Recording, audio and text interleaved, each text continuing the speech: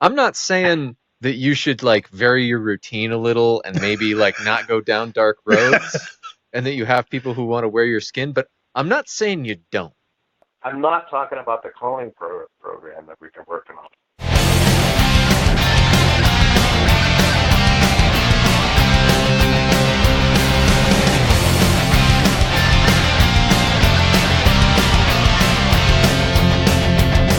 Hi, and welcome to Wheelnerds. This is episode 216. I'm Todd. And I'm Chuck. We're going to be talking about motorcycles. Uh-oh. Chuck sprang a leak. Let me see if I got some duct tape here. Just gonna. That's got it. Much better. How you doing, Chuck? So about like usual then. Okay. I can buy that. Yes, Chuck is very excited, and he's very squee today because we have a very exciting guest today. Happy April 1st, everyone. Happy April Fool's Day. April Fool's Day. Yes, indeed. April 1st? Yeah. Yeah, it is. Yeah. By the time they listen to this, it will not be that anymore. Yeah, it'll be like 2 weeks away. But, yeah. Whatever. But today, by the time they listen to this, it will be 2 weeks from now. And you know what that is? That's the 15th in Utah. And you know what happens on the 15th in Utah. Tax Day? Yeah. There might be something else, but nobody's told me anything about it. We haven't heard from a single person at all. What are you talking about? Talking about filtering, Chuck. Oh, I am just waiting for the first road rage incident from that. Yep. Thank you to everyone who wrote into us to tell us that it was Utah legalized that? Yes. Kinda. We know.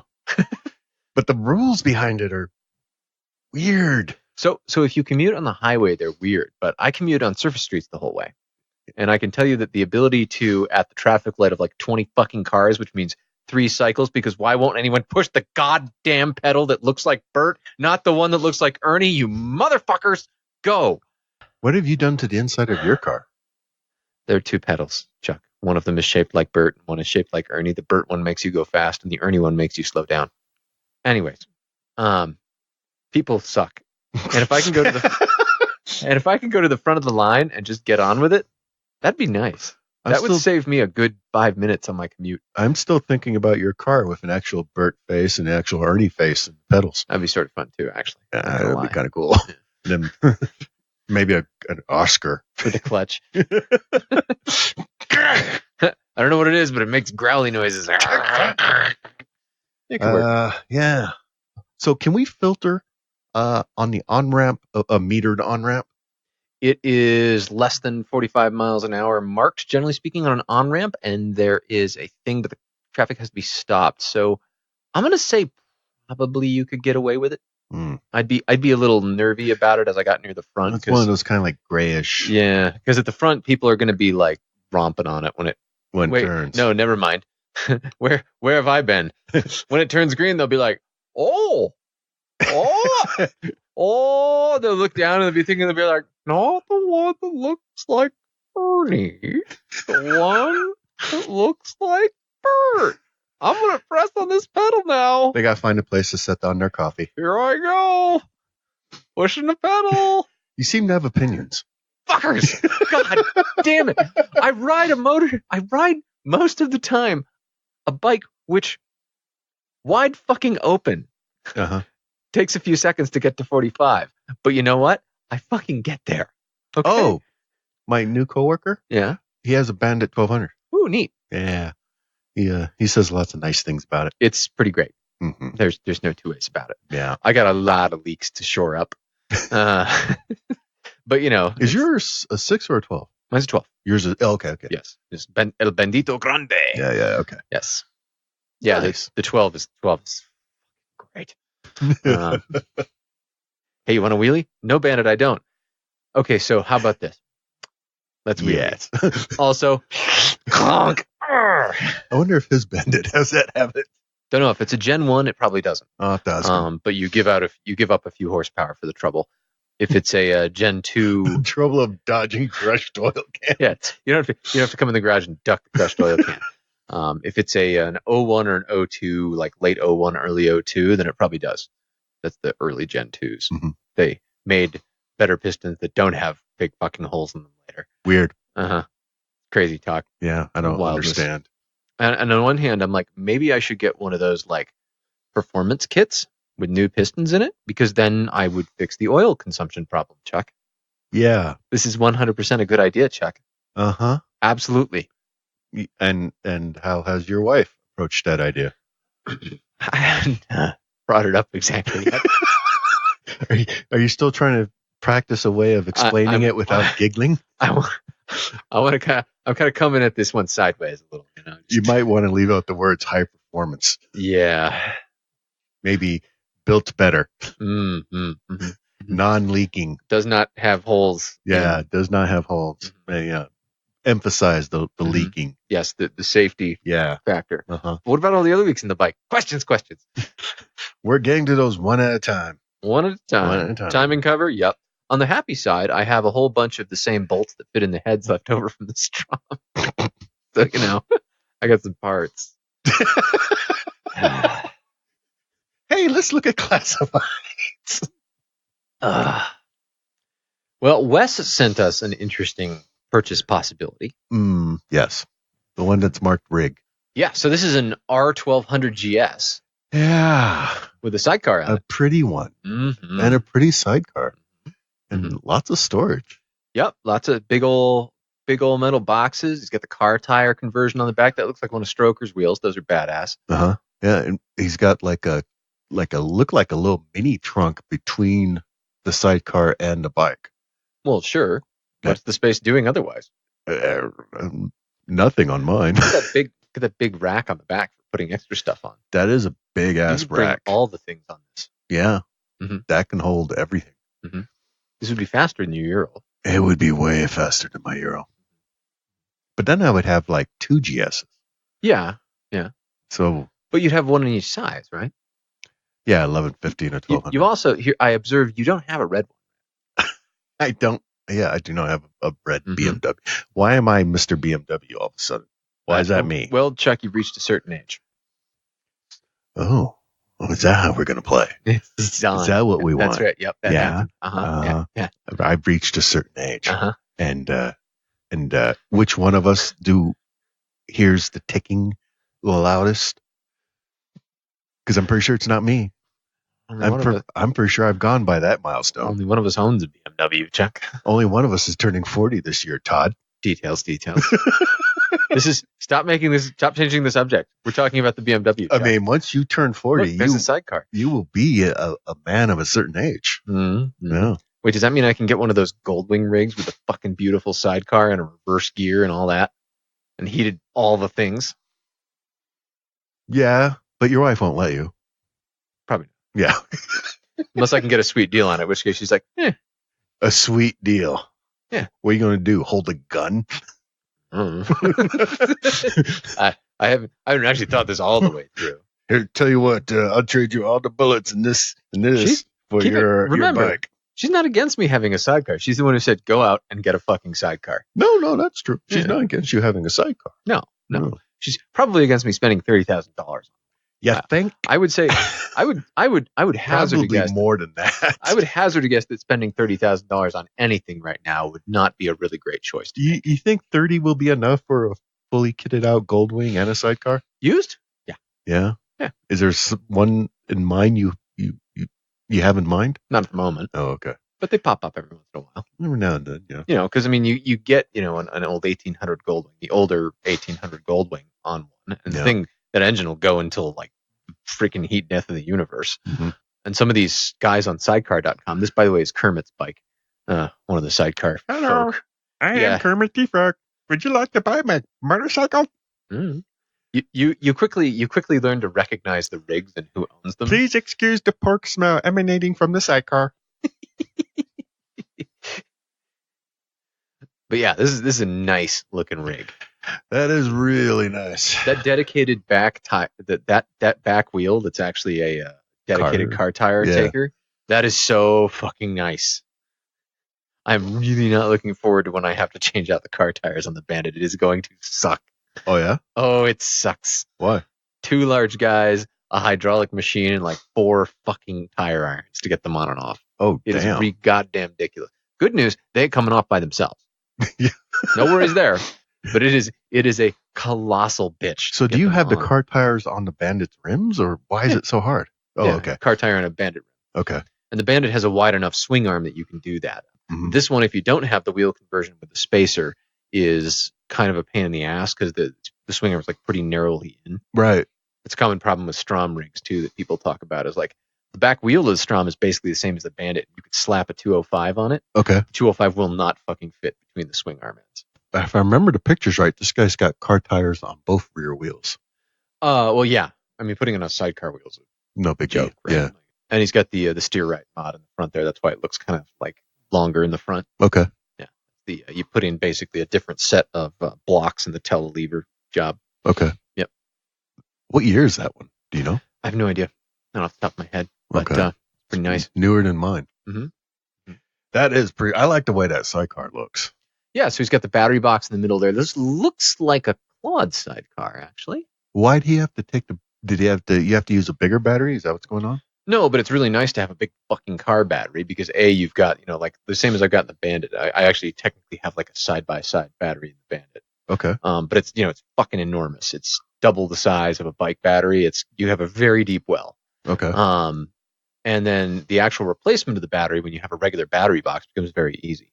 Yeah. Because like BMW, you have to find like the specific BMW battery. Yeah. With that big ass battery box in the middle, he just like walks in. If his battery goes to shit, he walks into like AutoZone, Canadian Tire, like fucking wherever. He's like, I need a battery. What size? And he like holds his hands about so far apart.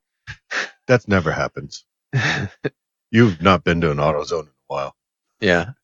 You go in and you're like, I just need a battery. They'll be like, what's the car? Yeah, exactly. You're like, I don't have a car. I just need a battery. No, this is the conversation every time I have. Like the O'Reillys just knows me now. They're like, oh, it's that guy. Every time I go in. What's the car so I can look it up? Right. I don't know what. No. Yeah. They can't help you unless you can tell them a car. Mm-hmm. Yeah. My dad would make up cars. Just to confuse them. Just because he knew what he was after. Yeah. He's like, this is what car text at. It's a 1988 Chevy old. Just look it up. Yeah, when I went in and got when I got the spacers for the sidecar. Yeah. The spacer and the How'd that go? bearings. Yeah. It was the same kind of thing. I'm like, I need this thing. They're like, oh, what car is it for? I'm like, but what car is it for? Look, there's a number printed on it. No shit. Just read the number. The field has to be between 1975 and 2014. Our catalog doesn't go that far back. The funny thing is, once they kind of figure out that you're not going to be like, this doesn't fit my car, most of them are willing to like hang out and talk to you. To buy this thing, I would have to I would sell like the GS and the Euro. Yeah. Because that's pretty much... Well, this is more or less like if the GS and the Euro had a baby. Right. And it was beautiful. Right. Uh-huh. That seems reasonable. That's pretty much, yeah. Mm-hmm. Mm-hmm. It's tempting. Mm-hmm. Yep. It's nice for sure. Yeah. I like the GS as a rig. It would be good for that. Yeah. No, I think it'd do the job well. It'd be comfy. It's, it's nice enough put together. It's got power. Got some power. I mean, reasonable power. And oh my God. Excuse me, I have to just go smoke my rear for a little while. Well, that's why I bought the Busa. Right, yeah. Good point. And you're like, oh, the Bandit power. That's sweet. Hey, I'm only 200 Metropolitans less than your Hayabusa. Yeah, you could chain those up to the Bandit. Tell everyone to twist go at once. Oh, if I had a great big heavy duty sidecar rig, I'd be so tempted to put davits on the back and hoist up the Vespa on them. Like I would seriously rig something out of plywood to do it once just to fuck with people. Mm-hmm. Be like, oh, let me just lower the lifeboat. Be great, beautiful, be everything. It's got to be something else we can buy. Can I read this one? Oh, please. We have a V-Strom 1000 K5. Those are nice. Parts bike. That's nice. For $200. Okay. In Utah. Oh, okay. This is a What's the parts I need? This is a DL 1000 with blown front cylinder. Right. Perfect for parts on an 02 to 09 Strom. Notable things. It has frame, back cylinder, brand new aftermarket stator with like 7 miles on it in the light sheen of tears. Stock back wheel with usable tire. Tank is totted but undented. Airbag in perfect shape. New 7 miles air filter, slightly soaked in tears. Brand new fuel pump and housing with HP bypass, external filter mod, brakes, good working order, no minus front rotors, upgraded front forks, still in good shape, clean title. Much good may it do you. If you have a stolen bike, say, you could probably use this as a title. Notable does not haves. Runs. Tail section, seat, ECU, throttle bodies, most plastics, rear shock, stock front wheel. There's a Ninja 650 wheel on it to make it roll. What you get with the bike if you take it. That comes with it. That wheel. I have a few of the does not haves in a box. I have a literal box of parts. And would be willing to wheel and deal for them, especially if you take the bike itself off my hands. My wife is sick of looking at it. I don't want help selling it. Cash only. Prefer not to have to pull more parts apart, but willing to discuss if you want some of it. Please take this albatross out from around my neck. Oh, this is yours. Yeah. Oh, okay. That's weird. Hey, wow, look at that. Yeah, look at that. It's moved into the side yard under the eaves now. The tarp. Are there raccoons living in it yet? It is spring. I haven't lifted up the tarp in a bit, so it's hard to say. Do you see it like put the tarp kind of punching around? I don't know. So right now. It's, there's a Wheelnerd sticker. Yeah, there's a Wheelnerd sticker and the Tiki sticker still on it. Yeah. It's like if somebody had the Strom in the right year range and needed a few bits and bobs, this would do nicely. I've considered stripping the rear wheel and holding onto it for a sidecar wheel. Mm-hmm. I may yet do that if we junk it. Just get it up onto the trailer and pretty much get it on the trailer and on a something. Hell, I'll just roll it next to the trailer and just fucking kick it over. But yeah, listeners ask me about my smoking deals on this. Smoking deals? What kind of smoking deals? Smoking, come fucking take this albatross out from around my neck deals. That sounds like a pretty hot deal. Yes. But will you deliver, Todd? No. God damn it. This is the true pain and suffering of selling anything in the cheap range on a classifieds anything.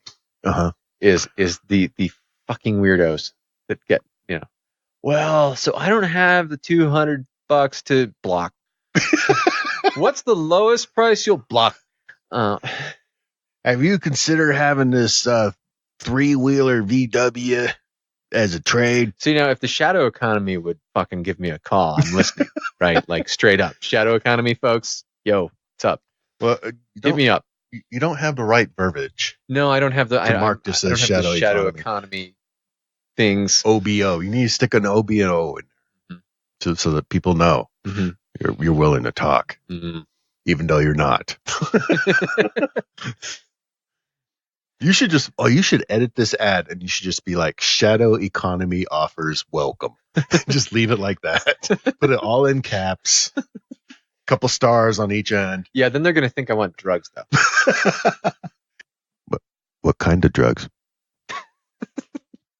Asking for a friend. Yeah. Listeners who need a blown up Strom, blown up Strom. If you come with a trailer and yell adventure. This would be perfectly good in a movie on fire somewhere. Yeah. In your post-apocalyptic movie. Yep. Listener. Yep. Yeah. Worst case scenario, I'm figuring another weekend or two we just go shit can this thing. Okay. Yep. Listeners who need good Strom parts, I have a couple good shocks, and I have all the Strom plastics. Tasty. And an ECU that's been flashed to be better. So what are you going to do with those? Just sell them separate? I'll sell them separate. They're all. I stripped off most of the small / valuable things that are easy to ship and sell. Okay. Trevor came and got the front wheel, and I was like, I can't roll it if you take the front wheel. He's like, I got you, man. I got a Ninja 650 front wheel. I'm like, well, that fit? He's like, yeah. Yeah. And it technically goes on there. Fits is probably overselling it. Do you actually hold it in with like an axle nut, or you just shove a branch? Actually, it has the same width as the Strom axle, which is what he's got a Ninja 650 like off-roady project going. He wanted the 17-inch front wheel. Oh, or excuse me, the Strom is a 19-inch front wheel. Yeah. So he wanted that wheel. Other than that, like it barely fits. Like it's Does it roll? It's on enough that it will roll. Okay. Which is the best that can be said for it. Okay. It does look like an okay Ninja 650 wheel. So I guess if you want a sport bike wheel with a Strom attached, give me jingle. You're like, tell you what, I'll give you the wheel for free, but you got to take the rest of the bike with you. That's more or less how I feel. If a listener shows up and just wants to like take it away and like, just like leave beer. Okay. leave a beer. I'd like some beer, like something decent maybe. I'll take a can of wine. Wow, look at Mr. Fancy Pants over here. Mr. I was desperate to get rid of this, but whoa, let's talk about the wine first. You're going to bring me.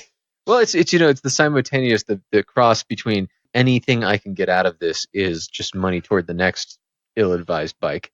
And please make it go away. But at the same time, like I'm really kind of tired of looking at it. The tears have dried up. Maybe I'll just strip everything out and plant flowers in the frame or something. It's like I told you, you should just bring that toilet back out and plant it next to it. Just to really give let your neighbor really know that this is going to be the year. This is the year you get your yard shit together. I was actually thinking it could be sort of funny as yard art if you like buried it about a foot deep in the ground. Like took the wheels off and buried it in the ground so that it stood up by itself. You remember that car sculpture where it's a line of cars? Yeah, like that. Yeah, like that. Yeah. We could do that with dead bikes in your yard as we collect them up. Your neighbors will love you. You know what the best thing about dead bikes though is? You don't have to mow them. Come on now, you have to mow first. Before you have to worry about mowing around them. Touche. So, news from listeners. The West Rally is... the Women's Sports Bike Rally. The Women's Sport Bike Rally. West. Is going down again this year. There will be no Chucks breaking down on the way this year. So the rally is going to be this year, June 28th to the 30th in Morro Bay, California. Cool. Online registration is open. Yep. Hit it up. And if you go online and look, you can see my favorite picture, which is the one of a bunch of women there. And then Brittany looks like she's photobombing them. Like she just ran in and like jumped in front of a photo that a bunch of motorcyclists were taking. So all you can see is her forehead. Yeah, it's not even from her rally. It's like a completely different group. It's just like, hi. This year's theme is Ride Brave. And Brittany is really excited to go and experience roads and stuff with other women riders. And the location looks completely rad. And one of our Wheelnerds auxiliary might actually make this one this time. She doesn't have that albatross of Chuck around her neck. She will not. Okay.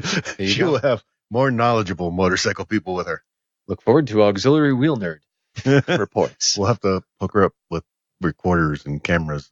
Easy enough. So we can hear all about the pillow fights, the nail painting, the belching contest, which I've heard is really impressive. The bubble baths, the cucumber sandwiches, watercress. They're good. No.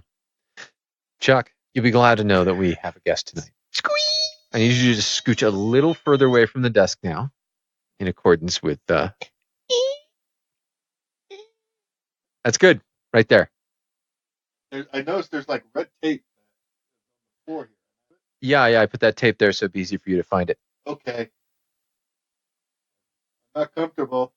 Okay, and before we talk about our next guest, I have to state legally that I am indeed more than 100 yards away from Mr. Eric Buell at this present time. That's good of you. In accordance with the current all of the paperworks. All of the paperworks. April Fool's Day is now apparently April Buell's Day on Wheelnerds, which is now a thing. It's official. Well, yeah. I mean, this is the second time. Yeah. So. Hey, Eric. He hung up on us. Hey. How you doing? I stunned him. Yeah. He was, that's the restraining order? He was diving for the speed dial to his lawyer. Oh, man. So, Eric, it's awesome to have you back on. It is so good to talk to you. What do you guys do? So for those of you who have been under a rock or hiding in your closet or don't have the internet, Eric has a new project, don't you, Eric? Yes. Okay, well, great interview. Thanks, Eric. We'll talk to you next time. Tell us about fuel. In addition to the theory that fuel is a dad joke on some level, since it's fuel but it's electric bikes. Tell us. Wait. Okay. First question: who thought up the name Fuel? It kind of came out of the marketing group that we were working with. They wanted something that was recognizable but different / legally distinct. No, it starts. Well, no, I won't go into that. God, I have to keep this. Okay. Fundamentally, they just were. We were talking about it. Fuel is kind of a different thing because it's more like an athletic thing, and people talk about fuel in a different way than I think those of us who kind of grew up with, gasoline powered stuff, and it's fuel is stuff that you drink after you go for your bicycle ride or all those sorts of things, and we were just like, this is fuel. It's different kind of fuel, and it also fit what we were talking about. Urban electric lifestyles and things like this, and love of life, and so it kind of became an acronym, and so they got all fired up. That's actually kind of cool. There was a brief intermission at this point as the Wheelnerd's internet connection died completely. Thank you, Comcast. Nice work. What drew you to electric bikes? Really, there were two things that drew me to it. One is that there was a real need for them. The world is changing, and in a lot of cities, they are eliminating internal combustion engines being allowed in. And it's kind of the wave of the future. And the second thing is, because it's new and because the opportunity we saw was different than what a lot of people have been doing, there was a chance for me to be really innovative, which is probably what I like to do most of all, really be creative and think out of the box. Wait, Eric Buell likes to do things that people don't expect, but then afterwards everybody thinks is totally normal a few years later? Tell me more. This is confusing. Where's the place it was needed the most in that? I mean, because the electric bike space looked samey, but what does it need? What's it missing? Well, what we saw was there was an opportunity, especially in European cities, urban areas. The way this all started was a guy named Fred Vasseur, who's has a company called Spark Racing that builds all the Formula E cars. Mm-hmm. He also manages the Sauber Alfa Romeo team, along with other things. So he's a engineer, kind of leading edge. But interestingly, he was into electric. But the other thing was a lot of the Formula E races are in cities. And so he's very connected to what's going on with the mayor, the mayors of the cities, Paris, Barcelona, wherever these things are running, even New York. And then there's another guy in New York named Francois Javier Turney, who's a friend of mine, who has also lived in Paris and New York. And so they're very urban-minded. So we were at this green convention over in Brussels talking about, innovation in the world. It was kind of connected to Formula E racing, but it was big wigs, mayors, professors, politicians, blah, blah, blah. And in this meeting, they talked about we will eliminate internal combustion from all these cities because it's, our duty, we owe it to the people, and we have the power. And they were talking about electric trains and electric buses and blah, blah, blah. And I went with these guys. We looked at each other and said, what's going to replace all the two-wheelers?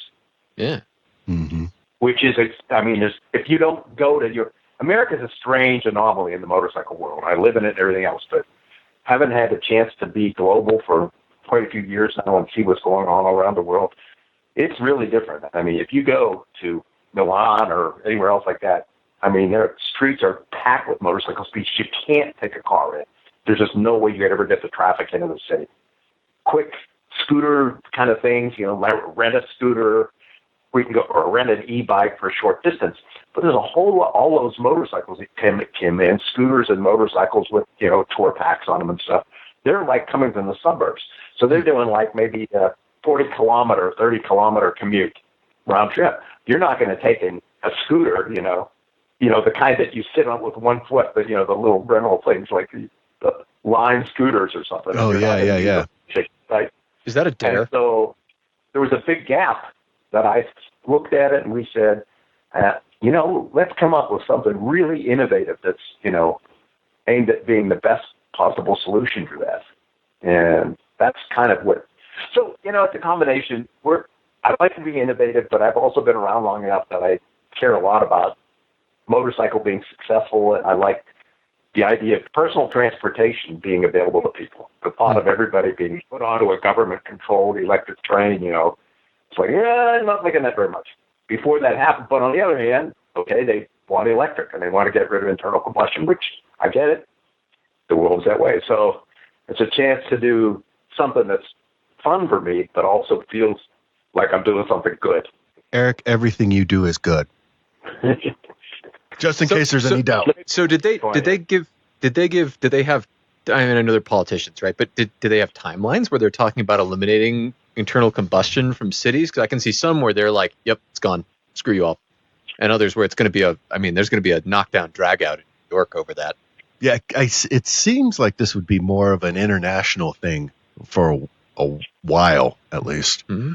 Yeah, of course it's going to, it's going to vary depending on where it is. But I can assure you that it's happening. And in some cities, it's already happened. And some will be happening in the next year or two. Our main goal with this right now, this is mostly an export product because America is not in the same place yet. Right. But, we like to argue things more, and there's a lot of lawyers to get paid. And it'll be a good time. We have a car culture-based society, Well, yeah. And, that part, as far as being car-based, one of the things that's driven people to two-wheelers in Europe is you just can't get cars into the city. And quite frankly, you can't get cars into L.A. anymore. You can't get cars into New York. People just haven't realized it yet. Mm-hmm. Mm-hmm. I'm completely a two-wheeler guy.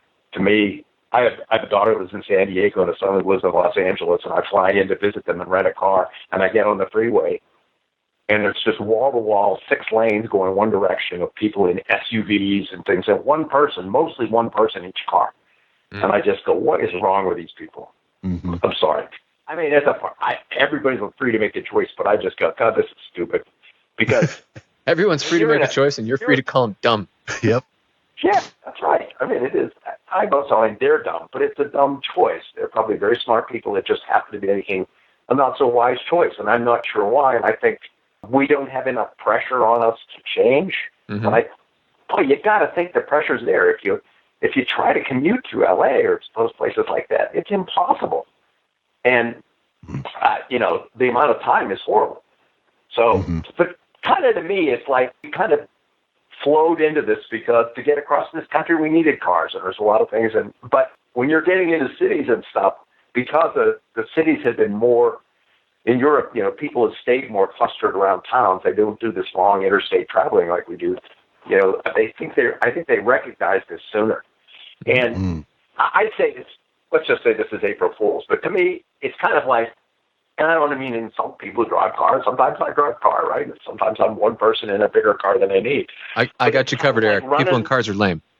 It's kind of like walking down the street with your arms held up. Why? Mm-hmm. And just hitting, so that people have to clear you by that much. Well, usually if you're doing that, it's because you're a zombie. That's true. Maybe people become zombies when they get in cars. Oh, yeah, definitely. I deduct a few IQ points every time I see a car, which is all the time.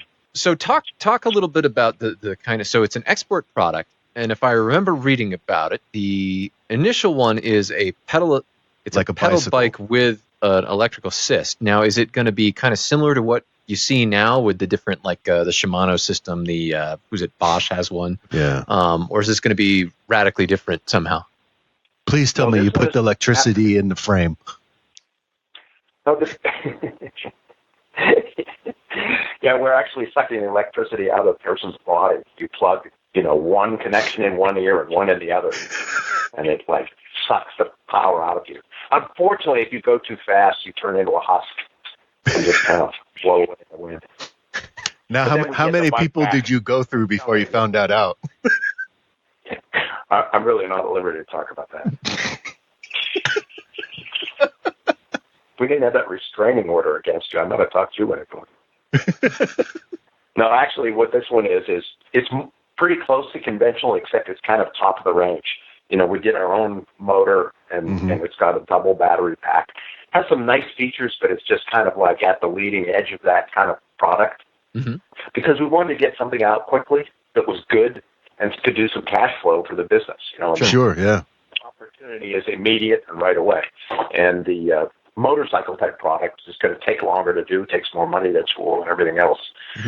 And then we're going to work on other products after. So there's two versions of each of them. There's two versions of the pedelec, which we call fluid, and then two versions of flow. The 1 and the 1S. The 1S having higher power. The lower powered one fits into the category where you can ride it without putting an automobile license, the lower powered version in Europe. Right. So, Okay. and then we're going to do some innovative bicycle things down the road. So this is just the start. But that's really what we did with the first pedelec, is just do a very on point and quick to launch product. How far away are you guys from manufacturing or filling orders? Well, I think that, I'm going to get slapped for this probably. It's late summer for the pedelec. So this year. Ooh. It might even be July. Yeah. They only had a 7-mile commute. Will they be available in the U.S. to begin with? Yes, they will be available in the U.S. Yeah. And now I'm curious, because since it's a pedal bike, so is it going to go through bike shops or motorcycle shops, or is it going to be like an online? How's that going to work? That's not really my Not your area jam. of expertise. Okay. No, they have a plan for that. I don't know what it is. I'm just kind of a technical guy, man. Now let me ask you about that, because Eric Buell as CTO sounds like this might be the desk you were made for. How is that? No, I like it a lot, because I think I know the market pretty well, and customers, I'm savvy to that, and I also know the technical end of things. I have done several startups that grew and got big investors in, so I did change, but I don't like that, and I'm not very good at it, and I've made some mistakes in it, and I like it a lot better staying focused on the customer and the product. The fun stuff. Somebody else finance it, and somebody else, figure out, how, what's the marketing plan, and somebody else figure out how are we financing it. I can give input and ideas, but I don't want to be the lead person on those things at all. So now, related to your role as CTO, is it your job to quote unquote test the bikes by taking them off of jumps and stuff? Because I'm sure that never occurred to you before this moment to do with it. No. I hate riding them. Can you say if the flow exists in a physical form? You would be talking about. No, there's a prototype. Okay. Functioning, and that exists for sure. It's just for us to use. Sure. It looks pretty, so it can be used for photos and stuff. But on the technical end, it's not at the point where we're doing demo rides or anything like that. So we have the first one done. Where do you keep it garaged? Like I'm going to tell you. Asking for a friend. It's asking for Todd, I think, or somebody. So one thing I got to ask about the flow. Now I was looking at it, and the motor in the hub that at least the articles were talking about sounds wicked cool. But then all that extra space to store stuff, and the thing that immediately sprang to my mind is Craig Vetter's contest that he used to do, where you had to get as far as you could on a tank of fuel and carry 2 bags of groceries. Do you think the flow is going to qualify? I doubt you've grocery bag tested it, but do you think the flow is going to qualify? Is it going to hold 2 bags of groceries? Oh, definitely. Nice. They put the groceries in the frame. Erickson was like, "Oh my god, that's a good idea. It's going to hold 4 use bags." The rider as a fuel. We suck the energy out of the rider. Hey, that has legs, I think. Yeah. I do too. Either you pedal or you just go brain dead a little bit. It'll be fun. I'm really excited about that. I'm excited about all of them. I'm looking forward to riding the fluid. I'm not sure I'm going to do that. I do a lot of road biking just with a regular, bicycle. I'm really into that lately. It's fun, even for guys. I have a friend who has bicycled all the way across the country, which I want to do. At first, people are like, "Oh, e-bike, you're going to have a motor that wrecks it," and yet this guy's ridden across the country, has one. And he says, "This is awesome because I get the full workout and I can go really big distances." Yeah. So it's going to be. I'm looking forward to that too. And then the flow is really cool too. So Yeah, both those things look and sound very cool. I'm really excited about Flow because it is so innovative, and I think in a really good way. I think when people see how it works and stuff, it's going to be, they're going to be happy. That's what you want to do, say, wow, this is cool. I can't get this anywhere else. That's what I wanted to do. Probably the closest I've ever come in the motorcycle industry to being a leader in it was, doing the S1, the Lightning, which, we won at one, best standard because they didn't even have a category for street fighters then. It was one of the, the very first ones. But in general, it's always been, just restrained. Oh, wow. And we were working on things like a motocross bike that we did that never got into production. It was only, that was 6 months for production when they shut it down. Dear God. But anyhow, it had fuel in the brain, which really worked. And even the guys who were like the motocross test guys who were like, oh, that's weird. Oh, why do you have that? You really shouldn't do that.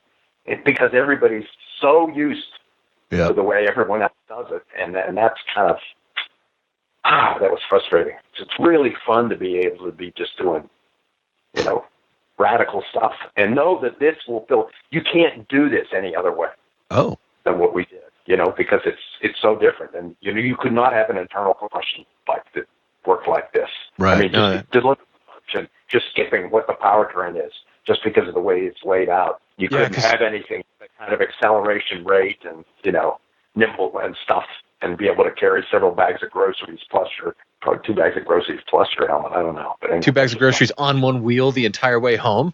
This sounds great. Yeah. So have you had any e-bike industry guys come to you and be like, Eric, you can't do it that way? You mean on the bicycle end of things? Yeah. No, that it's not that different. It's doesn't frighten much. No, that'll come later. I already got those on the cab street. I'm doing fun stuff. But that's going to be a few years out. Then I get slapped over the head and say, Eric, get back. You got to get back on Flow. Oh, okay. Sorry, I got excited. Look, guys, I made it turn into a robot. So now when the fluid, the faster version of the fluid is actually plated as a motorcycle, right? That's the plan. Like it'll be competing with the scooters and the e-scooters and that kind of stuff. Zero bikes or.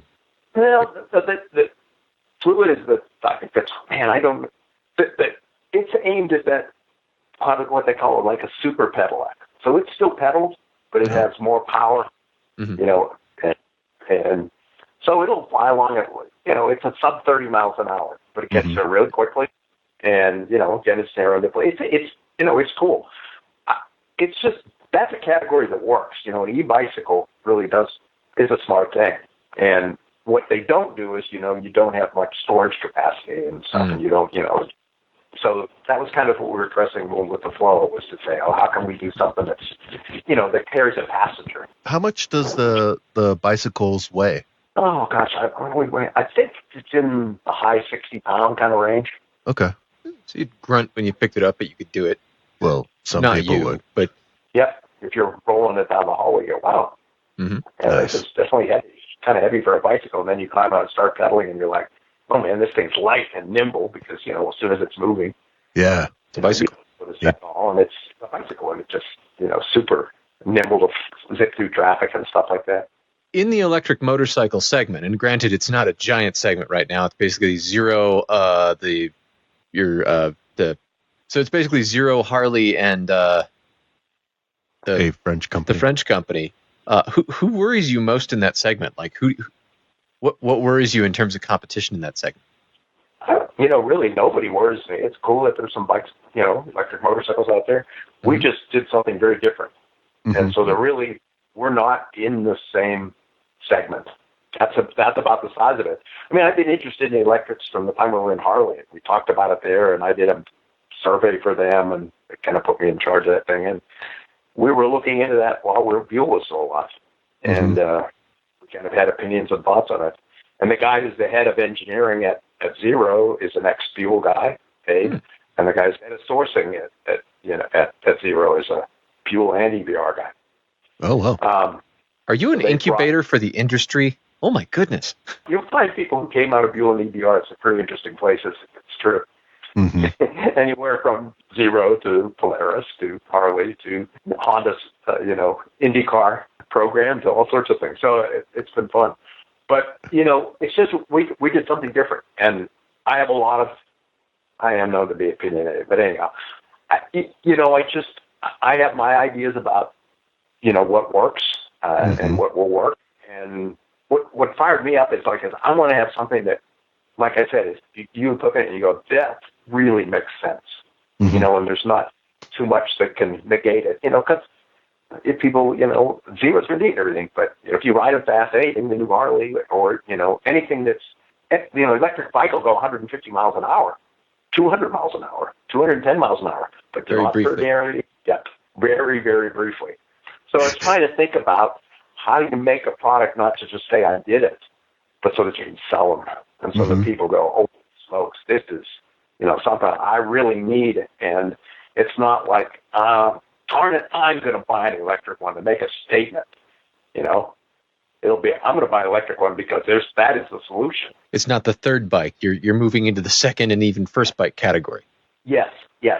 For certain people in certain situations, So I'm not about to launch an electric superbike because that wouldn't work very well, Right. Maybe a special class that they build them for that, you come in and change the battery every 3 laps or something. But, Formula E started out that way, and now they go further than that. The early ones didn't go very far, and they had to change the battery pack, and so it was entertaining for some people, and that's what they built that for. Maybe a race bike's that way, but when you just look at it and say, okay, what's the use? What is the riding profile? What is the test scenario for somebody who wants a product, and then say, how well does this fit that? I have a question for you, Eric. Since you say you're opinionated and they're not really a segment you're looking at, what are your thoughts about the Harley Livewire? I really don't have much of an opinion. Have you seen one? I've seen a picture. He's as confused by it as everybody else, I think is what I'm hearing. Well, that happened.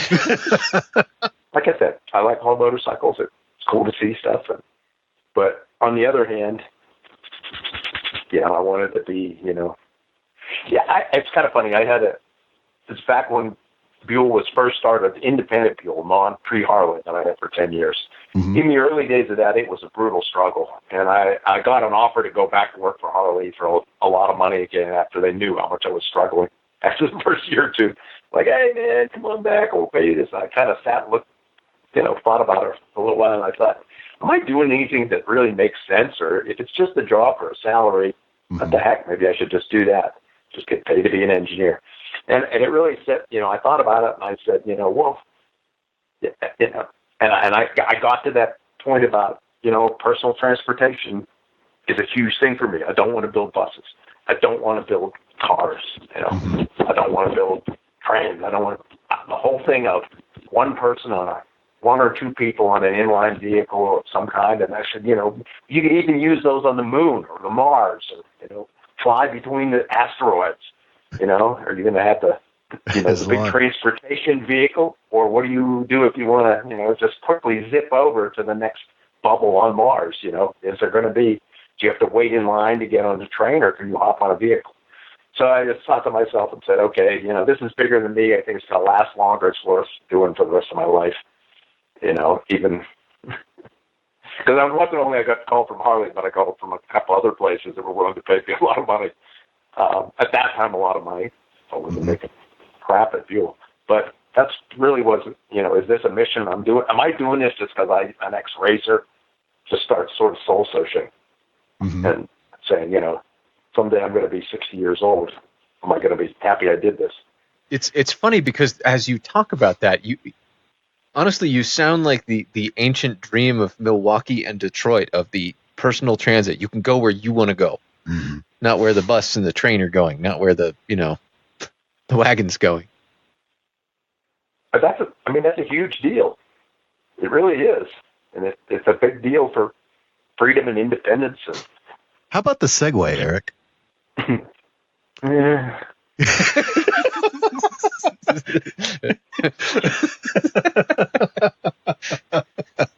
It's got 2 wheels. He specified inline. He did. Well, anything that can work too, or a three-wheeler can work, maybe not a four-wheeler, but just being compact, personal transportation, not a big vehicle.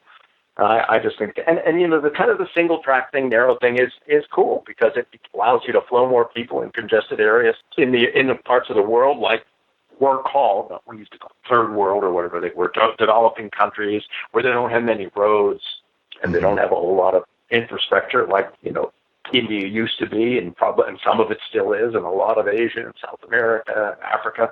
Having a motorcycle beats the heck out of having a donkey with stuff strapped on it, or carrying it on your back. Mm. But you aren't going to get a car down those trails. And, if the government ever runs a train somewhere, it's just going to run it from one city to another, and all the people who are off of any distance back from the train rails are screwed. And so that really, I really learned that from working with Hero, was seeing what had happened in India and why Hero and motorcycle was so important for that country. And they only laugh at people who go to the picture and go, oh, look at that, they've got 4 people on that motorcycle. Well, that's a big deal. You can carry 4 people on that. They could never have gone before. Mm-hmm. You can't do it on a car over there. I mean, there are plenty of places that only have single-track roads going to them, and where there are roads, there's so much traffic. Like, the cities are crazy populated, and the urban areas don't have good roads going to them. And so that's really, changed the economy of that country, was being able to have personal transportation. The way you're talking now versus the last time we talked to you, you got so much more of this kind of international view in mind for what you want to do. Yeah, that's definitely true. And so I'm happy that this electric thing has allowed me to get to that. I kind of was that way before, but I was trying to figure out how to get there. Because to get the attention of people in the motorcycle world, you have to do something super fast or super exciting, The biggest! Volume products, And building the Superbike almost worked for me because it got me connected up with a big company that I thought was going to work and get me really, rolling along. And that's what I did those products for. It was not just because I wanted to go racing at all. It was to go, hey, this is a crazy little company is actually competing with companies like BMW and stuff. Mm-hmm. Well, all of a sudden I'm in a new world where I don't have to follow that, this is the way you get there. Because here's an area where I think if you do a product that's right, that's new, that fits, you're the first to market with it. You don't have to build a big following, and finally you can, build something useful. You have to get the excitement up first. I think the excitement will come from the product. It's still like a new enough world. Everything else, but this really is a leap forward. It's I'm kind of a science fiction guy. Like I said, when I started thinking about the asteroids and stuff, that's what I am. By the way, that I'm a huge Elon Musk fan. All the people who think this is cool stuff. I was crazy fortunate enough a few weeks ago to go out. I had lunch with Tom Mueller, who was SpaceX's first employee and is an avid motorcyclist. Had a long lunch with him, and it was so fun. And then I went out and hung out with some guys at SpaceX who are also motorcyclists, and just came back so fired up. Oh wow! It's just, this is so cool. There is a future ahead for us, and it's easy to get distracted from that in the grind. So it's way more fun to be, doing things that are really fresh and new. So do you find time to keep up with the motorcycling industry? Well, to some extent, but I really haven't been paying a whole lot of attention to it. I mean, I'm not as immersed in it. There's too many other things I'm looking at right now. I'm trying to make sure that I'm paying a whole lot of attention, to what's going on in space world and electric world, the battery world, the motor world there, 3D printed, when is it coming? How is it coming? Just there's a whole lot of other things, and, just futurist kind of thinking. Motorcycles are kind of fun. Look at it, glance at magazines and stuff, read they go, oh, that's fun. And then, there's other things to think about it, So I still ride, but right now, I'm just focused. It is different. I mean, it's a different, perspective, and in a way is better than a better place than I've been growing up. Oh man, there's so many connections going on in my head as you talk about that right now. So talk up for a minute. I want to hear Eric's crystal ball, the developing world and electric bicycles and electric things in general, because one of the reasons the internal combustion engine's so great there is, you can carry like a big old tub of fuel, and even if you don't have, say, an actual power plant powering stuff, who cares, because you got fuel. What's it going to take to make electric, kind of go out of the cities, do you think? Well, there's a couple things. The batteries are going to continue to evolve and, get more capacity per kilogram. Right now, batteries do not compete, with, a gallon of fuel that weighs between 6 and 7 pounds. I should know the number exactly. I don't. But anyhow. Hand in your engineer card. I hand in my engineer card. That's how far gone he is from the idea of internal combustion. I remember gas. That stuff smelled. Well, it's good for starting fires. I just did that yesterday. That was good. Couldn't get that fire started. Boom! But anyhow. Did you get one of Elon Musk's flamethrowers? That's what I should have had. I could have set it off for a distance instead of running the trail of fuel out, throwing the match at it, and running. But anyhow, a gallon of gasoline has a whole lot of energy in it compared to batteries. But they're getting better. They're getting better, definitely. And we are going to run out of fuel because there's only so many dinosaurs. They ain't make any more of them. So, no, there's a ton in Congress. Ooh, there's a few. Shots fired. That would be something. That would be something that if we could plug in those guys and suck them into dry husks in return for getting some energy back. I'm liking that idea. To a congressman. I don't know how much range you'll get out of one.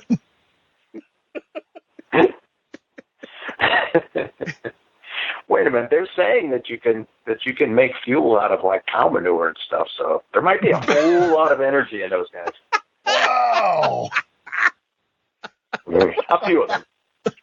Okay, so we're gonna need better batteries, and then assuming some way to charge said batteries. The other thing is the charging process, and how that proceeds and how quickly it can come. And you got to get kind of immersed into electric stuff to start to understand that, and then you're paying attention to say, okay, this is where it should go. Is it going there? What's the time frame there? Where are people? So that's kind of doing that. It takes a whole long time to keep abreast of what's going on, and then trying to predict the trends, and then trying to design for the best thing you can today, but also knowing what the trends are and what you think, it looks like things are going to be in 5 or 6 years. So there's a lot of that in the product, not only what it delivers now, which I think is going to be really good, but the fact that it's I don't know if scalable is the right word. That's not the right word. It's futurable. It's been designed to adapt to things that we think are coming. But that's, charge rate is, speed of charging, how often they're going to put in charging stations. In China, they've got recharge stations in every gas station. You can't have a gas station without one. Oh. Now, are they the fastest recharge stations? No, they're not the latest. They're but there. they're also updating them. So as long as that keeps happening and keeps updating, that'll go on. And, the other thing is, there's 30 ways to make less electricity, and I can make the same jokes about, it's great that you're running that, coal-fired Tesla down the road, the battery came up, was charged from a, coal-burning power plant.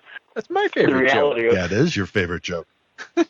I'm from Pennsylvania. I was near West Virginia. I can do coal-fired jokes. Yeah, Utah's the same deal. It's coal-powered Teslas here, all top to bottom.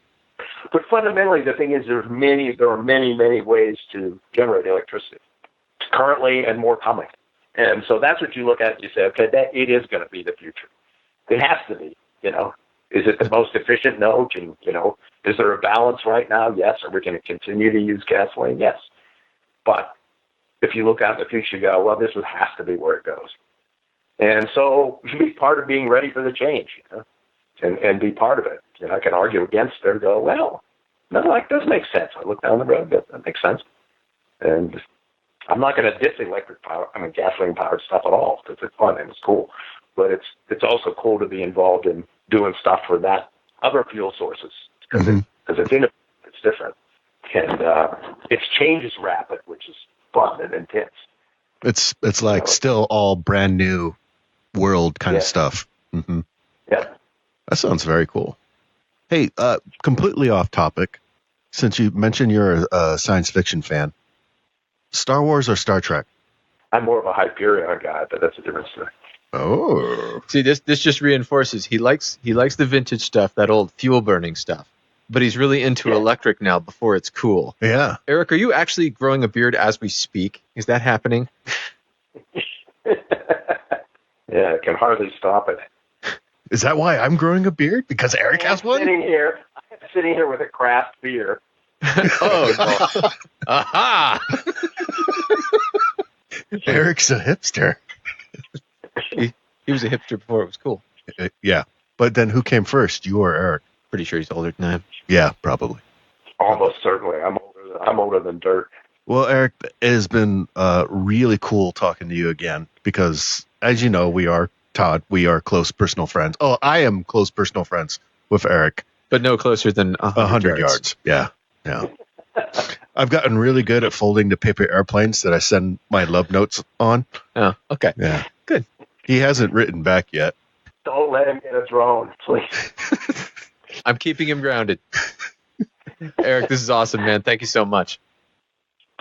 Very fun talking to you guys. It's you always have interesting interviews and let me get out of the box. And maybe I got a little too far out of the box this time. That's half the fun on this show. Yeah, it was great.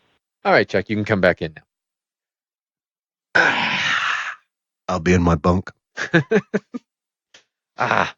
Always fun. I love. It wasn't at all what I expected. No, but I've quickly learned that part of the Buellness of Eric Buell is always like a few steps further down the road than you thought, and usually in a direction you did not expect. That's kind of his thing, right? Yeah. I'm really interested, because like I've got a pretty short commute. I mean, the Vespa will sometimes hit 45, 50 on the commute, but like an electric assist bicycle could do it too. Yeah, your commute is like perfect for that kind of thing. Oh yeah, no, he's talking about the urban commutes where you're a little out in the suburbs, and that's me. The reason I asked how much the thing weighed was I started thinking I could ride this to a track station. Oh, and get it on the train. Yeah, you could. Well, the thing is, it's got a motor, so you could motor it up the stairs onto the train. Oh yeah. Okay. I mean, getting a bike up is awkward as shit anyway. Yeah. So like a bike that actually powers itself a little would be not so bad. Yeah. If you were, a weekly. Mm-hmm. Mm-hmm. Or you could just pick it up in one hand and be like, do do do do. Excuse me. I'm very strong in the arms, and I can pick this up, but not really so much my legs. So I have an electric assist.